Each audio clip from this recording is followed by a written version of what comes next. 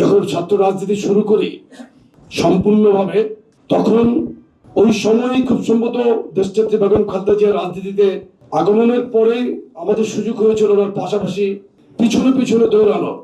কারণ প্রত্যেকটি 30 মে প্রোগ্রামে ম্যাডাম সারা ঢাকা শহর চষে বেড়াতেন। আমরা অনেক ওয়ার্ড পর্যায়ে, থানা পর্যায়ে নেতা থাকা সত্ত্বেও তখন আমাদের অনেক সুযোগ ছিল ওনার কাছাকাছি যাওয়া।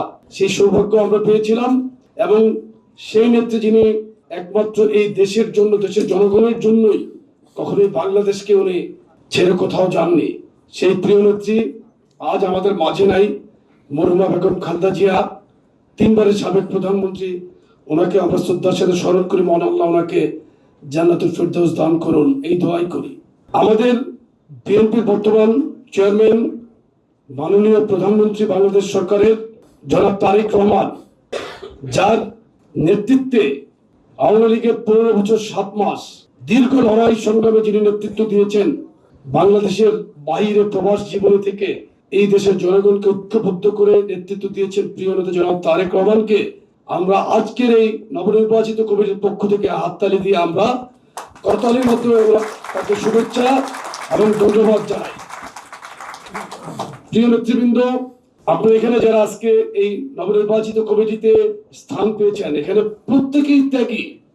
যদি আমাকে কোনো সাংবাদিক ভাই কখনো জানতে চায় ত্যাগের কথা, ত্যাগ, তিতিক্ষা, রাজপথের অভিজ্ঞতা, প্রত্যেকটা জিনিস মিলিয়ে আমি প্রত্যেকের নেম মেনশন করে তাদের সিঙ্গেল যে ত্যাগ, জেল জুলুম, হুলিয়া কিন্তু আমি বর্ণনা করতে পারবো।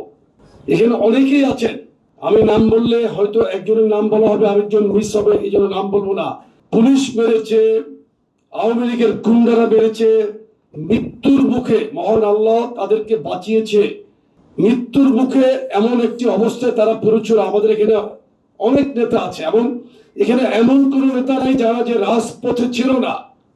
আপনাদের সাংবাদিকদের জ্ঞাতার্থে আমি একটা জিনিস জানাতে চাই, যেহেতু ত্যাগকে আমরা মূল্যায়ন করেছি, গত কমিটির, যে কমিটির সুলতান সালাউদ্দিন টুকু সভাপতি ছিলেন, যিনি এখন বাংলাদেশের মন্ত্রী, এবং আমি সাধারণ সম্পাদক ছিলাম, সেই কমিটির প্রায় 114 এবং 15 জন এখানে এই 151 এর মধ্যে এই আমরা স্থান দিতে পেরেছি।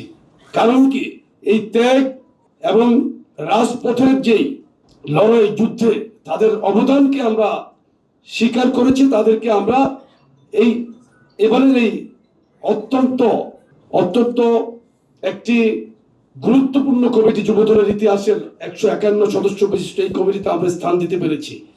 আরো অনেকেই ত্যাগী নেতৃবৃন্দ বাদ পড়েছে। আসলে আমাদের তো কিছু করার ছিল না, আমাদের তো কাউকে না কাউকে রেখে কাউকে বাদ দিতে হবে। এখানে আমরা কোয়ালিটি, ডেডিকেশন, লয়ালিটি সমস্ত কিছুই কিন্তু আমরা বিবেচনা করেছি, করে পাশাপাশি রেখেই কিন্তু আমরা যাচাই করে অনেক কষ্ট হলেও কিন্তু আমরা দলের নির্দেশনা মেনে, দল আমাদের কাছে প্রথম গুরুত্বপূর্ণ ব্যাপার। হাইকমান্ডের যে কোনো সিদ্ধান্ত আমাদেরকে মেনে চলতেই হবে। এটাই সংগঠন, সাংগঠনিক রীতি এবং নীতি মেনেই কিন্তু আমাদেরকে চলতে হবে।